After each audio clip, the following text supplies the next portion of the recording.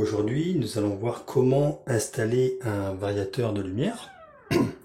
Donc là, on peut voir que j'ai donc acheté un petit variateur de lumière dans un magasin d'alimentation, mais qui vend également de nombreuses choses pour tout ce qui est la maison, bricolage, jardinage, etc. Donc là, on peut voir donc variateur de lumière. Vous avez également à l'intérieur, ici noté différentes choses importantes, comme ici donc boîtier encastrable, et également tout ce qui est tension, et on va dire la puissance en sortie délivrée par le variateur, qui est ici entre 50 et 300 watts. Il faut savoir donc qu'un variateur de lumière permet de piloter tout ce qui est lampe à filament, essentiellement donc les lampes à filament ou les lampes qui consomment, on va dire, au-delà de 50 watts. Tout ce qui est lampe à LED, lampe basse consommation et autres, en tout cas les anciennes générations, ne sont pas pilotables par un variateur de lumière. Voilà. Donc qu'est-ce que l'on peut dire? Donc là, j'ai donc déballé le variateur. Vous avez ici une notice, justement une notice qui donne différentes informations. Et ce qui nous intéresse surtout, donc voilà, vous avez la partie également en français qui vous explique donc différentes choses.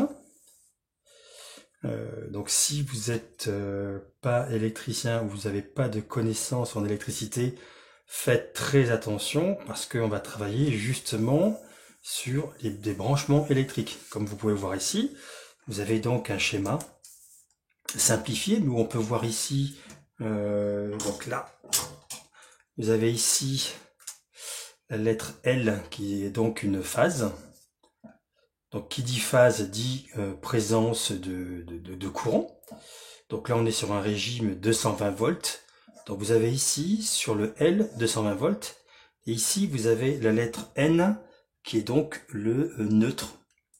Donc on va dire le moins. Voilà.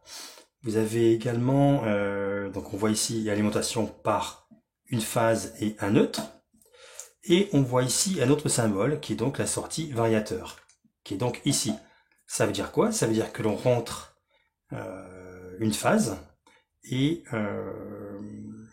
vous avez une variation de la tension qui est faite et qui donc va permettre de faire varier, on va dire, la luminosité, l'éclairage de votre lampe. Voilà. Donc vous avez également en dessous le fonctionnement pour faire varier la lumière, tourner le bouton, bien entendu. Hein, vous avez ici donc le boîtier complet avec donc le boîtier encastrable, le bouton justement qui va faire varier l'intensité de votre lumière.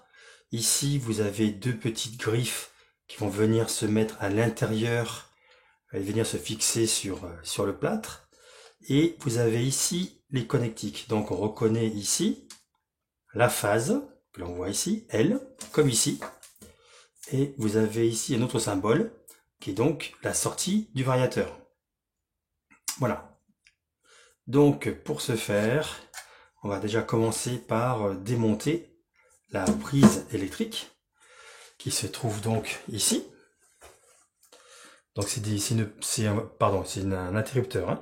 Donc c'est un interrupteur standard. Donc peu importe après la marque. Là, je vais commencer déjà par, on va dire, sortir. Voilà. Voilà. Donc c'est juste clipper en fait. Hein. Voilà, c'est donc clippé. Vous avez ici deux petits ergots, ici et là. Voilà, j'espère qu'on le voit bien, ici et là, et qui viennent donc se connecter ici, se clipper ici et là, hein, aux extrémités. Voilà. Donc ça, je le pose. Ensuite, je vais donc desserrer ici.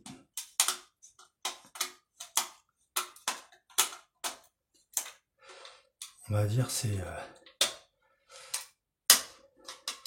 la partie extérieure.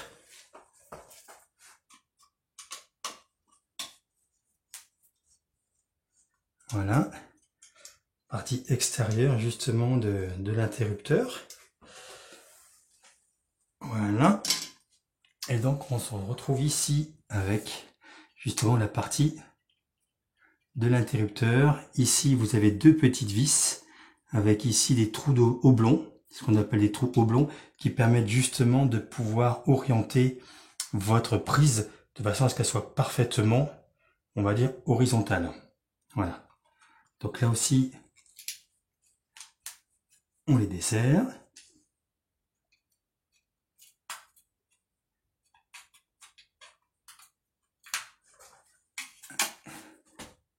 Il y a un petit peu de... Il peut y avoir un petit peu de peinture ou de plâtre dessus. Voilà.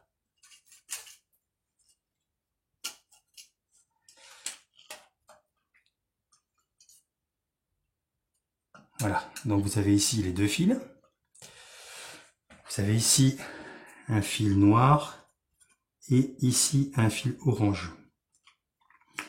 Donc vous avez ici en général le fil noir c'est le plus, le fil orange c'est le moins. Ce que l'on va faire, alors sur certains c'est indiqué, je tourne pour voir s'il y a un petit symbole pour nous l'indiquer. Alors visiblement il n'y a rien.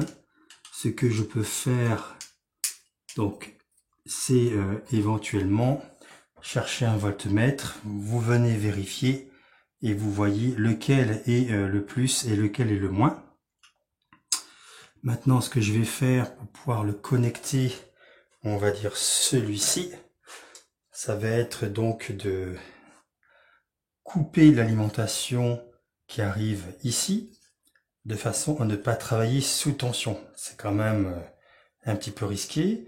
Donc ensuite, là je vais le faire de suite, parce que voilà, il y a la lumière. Ensuite, c'est de récupérer justement ces fils et de pouvoir les connecter ici. Donc le plus, il ira là, et le moins ira ici. Voilà, de façon à pouvoir justement faire varier la tension. Voilà. Donc ici, on a donc le boîtier complet du variateur de vitesse. On a ici le petit bouton qui permet justement de faire varier. Vous avez ici, alors est-ce que, voilà, je vois qu'il y a un écrou, mais je voulais voir si c'était en deux parties. Ce que je vais faire, on va donc desserrer cette partie-là. C'est un écrou. Voilà. Clé de 14.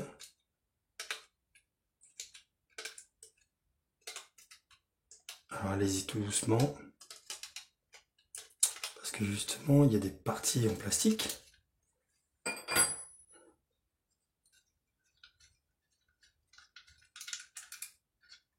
Voilà.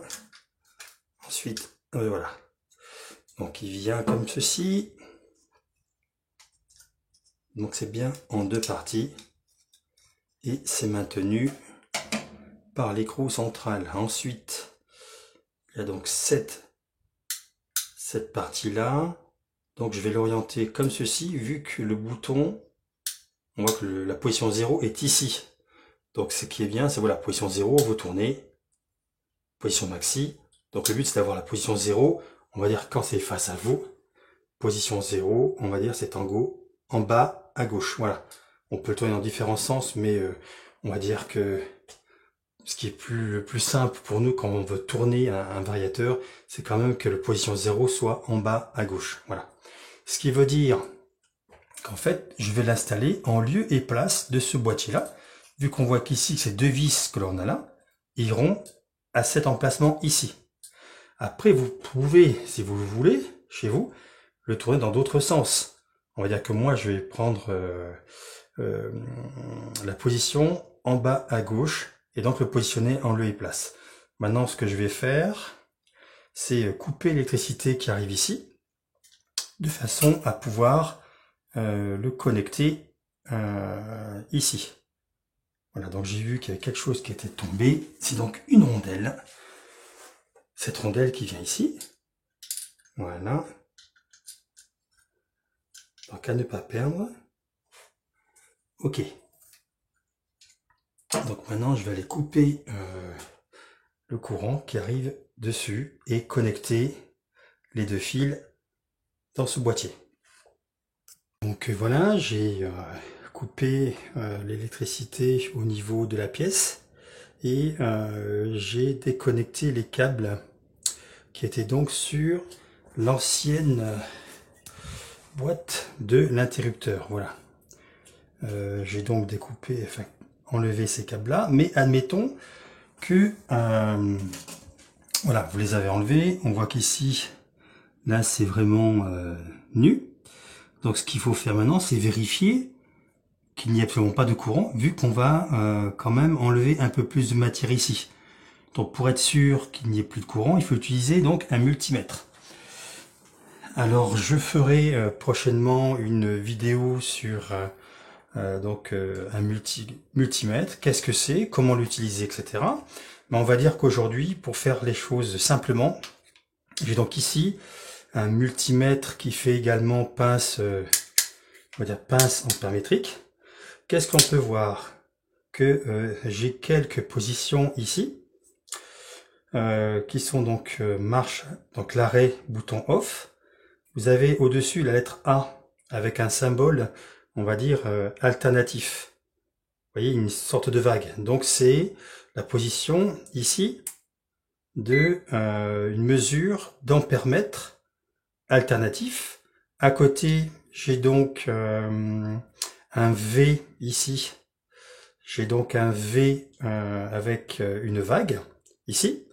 Ce qui veut dire que en tournant le sélecteur comme ceci sur le V avec une vague, donc je rappelle que la vague veut dire alternatif. Tout ce qui est alternatif, c'est tout ce qui provient d'un alternateur, du réseau EDF qui arrive donc dans votre maison. Donc là, V pour donc la volt, hein, donc volt. Donc on va mesurer une tension alternative. À côté, vous avez de nouveau le V, donc pour la tension. Mais ici, on voit un trait continu au-dessus et pointillé en dessous. Ce qui veut dire qu'on est en présence d'une tension continue. Et à côté, vous avez donc le symbole comme sonore et également le symbole oméga pour tout ce qui concerne les ohms, donc résistance. Voilà. Et ici, la position Hertz, c'est donc pour tout ce qui est mesure de fréquence, etc. Donc nous, ce qu'on recherche à savoir ici, c'est la présence donc d'une tension. Donc qui dit tension dit volt. Et comme on est sur le réseau de la maison, donc c'est un réseau alimenté par EDF, qui est donc un courant alternatif. Donc on se met, donc oui, courant alternatif. Là, c'est le V très continu pour courant continu. Courant continu, c'est tout ce qui est fourni par une énergie propre, c'est-à-dire une batterie fournit sa propre énergie. Donc c'est un courant, on va dire, continu. Une pile fournit également sa propre énergie, donc c'est également courant continu. Tout ce qui est fournit une tension alternative, donc un alternateur EDF, etc. Alternatif, vous avez donc le symbole de vague. Voilà.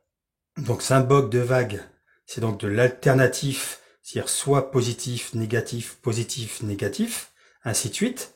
Et là, vous avez une tension continue, c'est-à-dire c'est une tension qui reste toujours la même dans la durée. Voilà. Donc là, on va mesurer s'il y a présence d'une tension aux bornes de ces deux fils. Donc là, je vais poser l'appareil ici et je vais mesurer donc aux bornes des deux fils.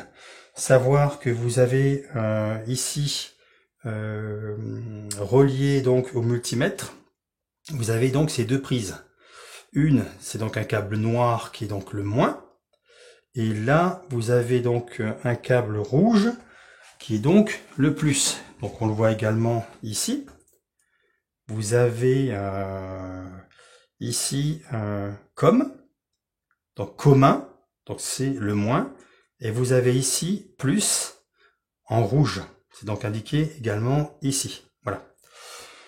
Donc ce que je vais faire, c'est de rechercher s'il y a présence donc d'une tension. Donc ce que je vais faire, je vais venir ici avec l'extrémité, à l'extrémité du câble, voilà, et également toucher l'autre extrémité.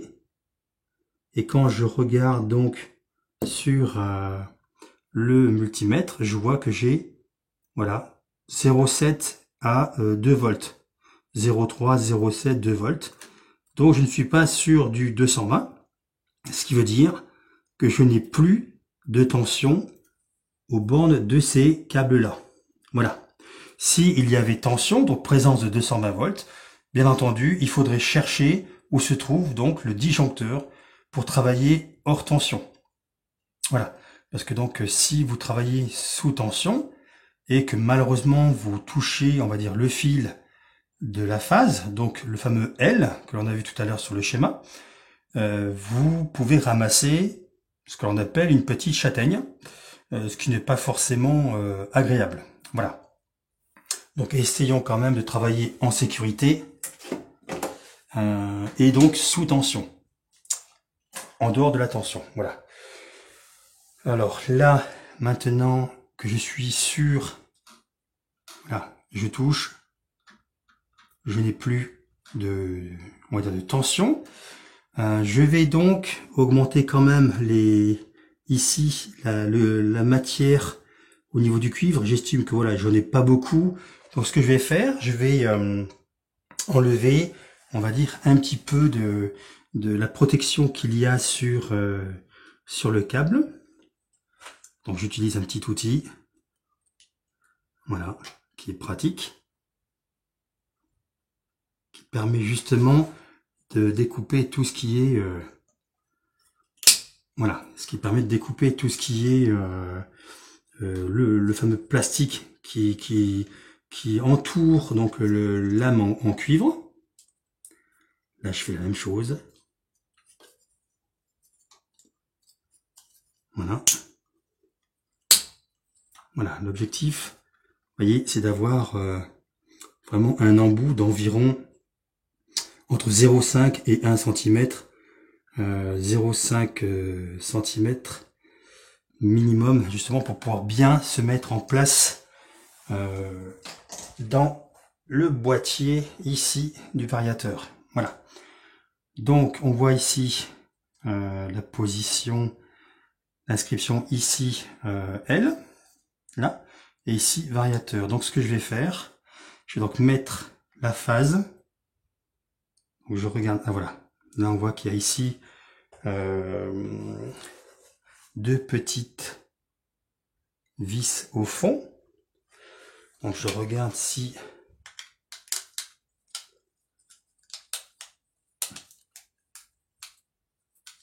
est-ce que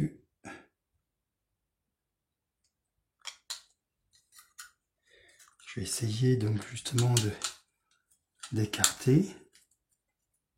Voilà. J'ai amené plusieurs outils, ça tombe bien. C'est donc des... Ah, celui-là est trop gros. Celui-là, il est trop gros.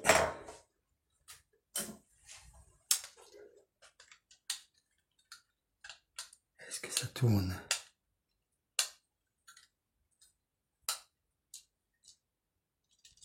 Voilà, j'entends les vis qui bougent. Donc, j'ouvre ici au niveau de l'embranchement, ici. Et ce que je vais faire maintenant, je vais donc connecter la phase, donc le L. Voilà. Je mets bien au fond. Et je vais venir serrer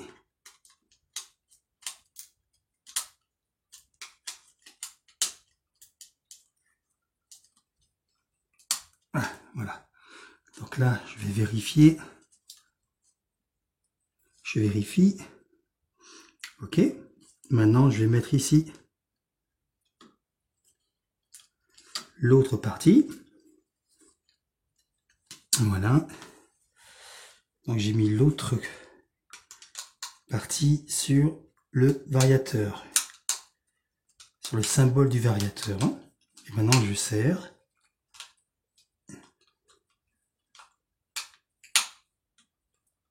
Voilà. Donc là j'ai remis les deux câbles. Ce que je peux faire, ça va être donc de remettre sous tension. Le fait de remettre sous tension permettra déjà de voir si au niveau du branchement tout a été bien fait, mais également, donc là je vérifie, voilà, je suis bien sur 0. Là j'ai changé l'ampoule, j'ai mis donc une ampoule à filament, et avant de tout remonter, je vais déjà faire un essai, voir si la variation de lumière s'effectue correctement. Voilà.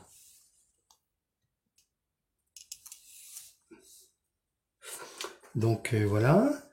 Là, j'ai donc été remettre on va dire le disjoncteur. Donc, ce qui veut dire que maintenant, le courant est arrivé sur le variateur.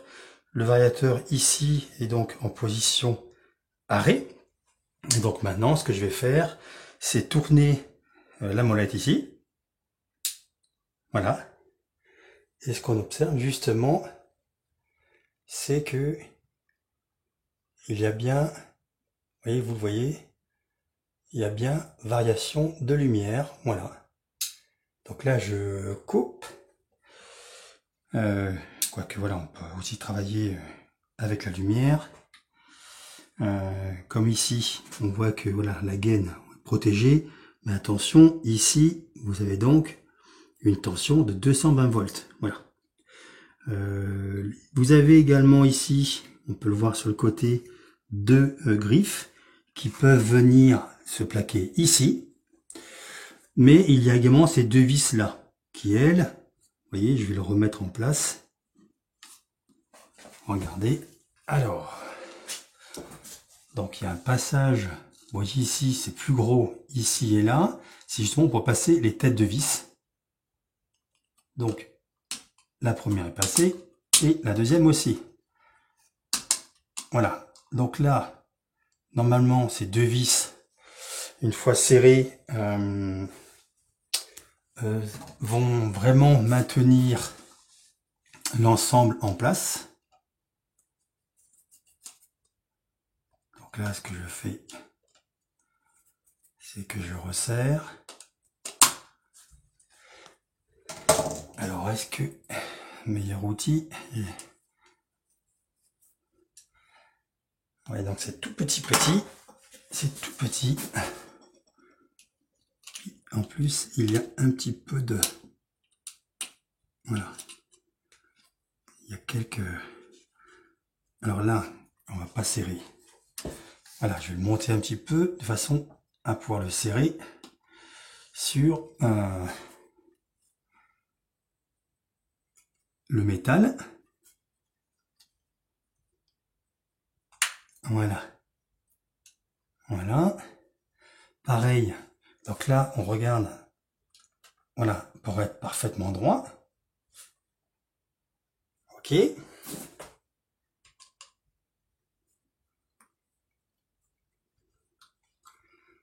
Voilà. Et je vais en profiter également pour serrer maintenant les griffes qu'il y a à l'intérieur. Alors, c'est pas la peine de serrer très fort. Hein.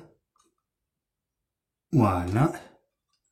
Et vous voyez, ça ne bouge plus du tout. Donc là, je vérifie de nouveau. C'est propre, c'est droit. Donc maintenant, ce que je vais faire, je vais mettre, donc, alors c'était comme ça, voilà.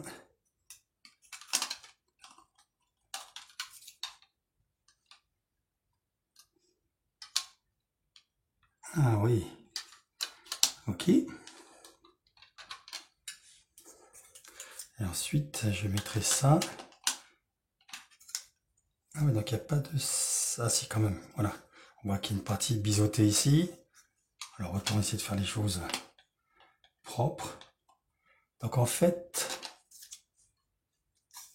c'est la vis qu'on a enlevée tout à l'heure qui tient l'ensemble. Donc on avait dit, il y avait ici l'écrou, la rondelle.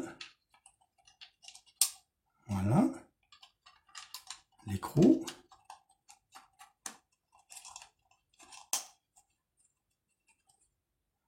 Donc on est sur du plastique. Donc je vais serrer avec la clé de 14, mais vraiment, voilà, un quart de tour.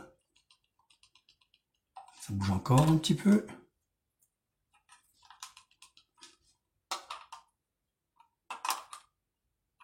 Là, un demi-tour.